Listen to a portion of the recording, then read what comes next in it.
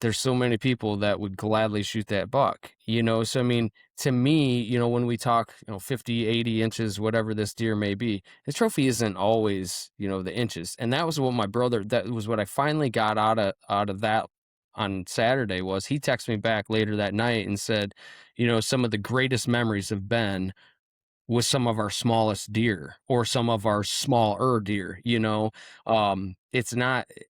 it's not always the inches. It's not always the age. It's not, so I mean your story of shooting a wounded deer might turn into something that another person uses as, hey, next time I'm in the tree stand and I see a buck that's wounded or a doe that's wounded or missing half of its hide and looks like it's getting an infection or something, maybe you just taught them a lesson. And I think that's where I go back to like being a quote unquote good hunter. It doesn't stop with just being successful.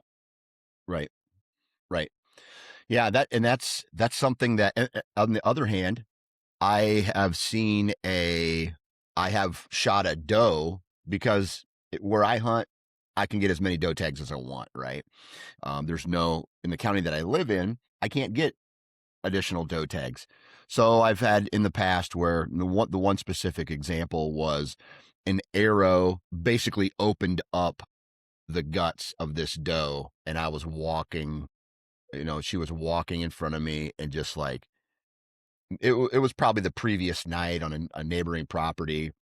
Just her guts were hanging out, right? Unfortunately, and I shot her, and then I tagged her, but I didn't use any of the meat from that doe because you don't know, Right. right? You don't know Right. how long she's been alive. You don't know how um if there's infection or sepsis that's been introduced to the bloodstream.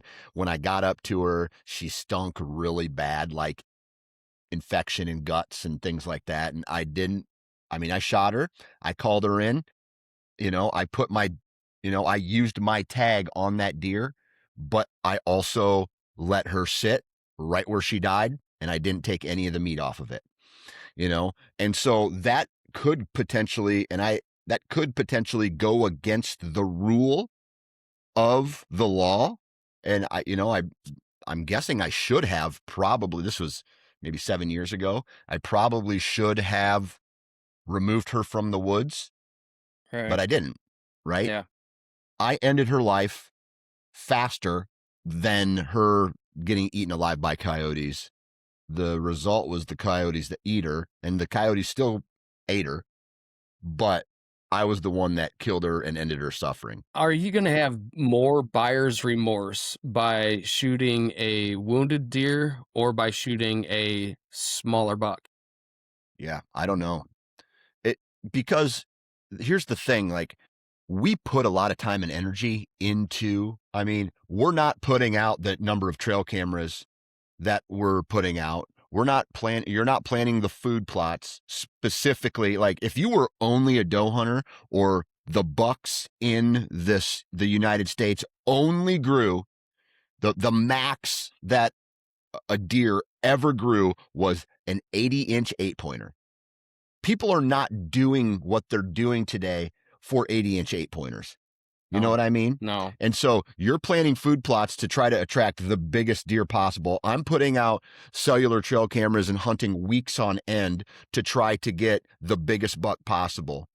And so we're making decisions off antler size and, Yeah. and age class. You know what I Okay. mean? Yeah. So, and now I'm gonna go back to this whole small parcels or small properties. Take a look at your phone. I sent you two of the pictures of my brother's deer. Now, keep in mind, this is the second time he's seen this buck, but this is only the second biggest buck he saw all year in the tree stand.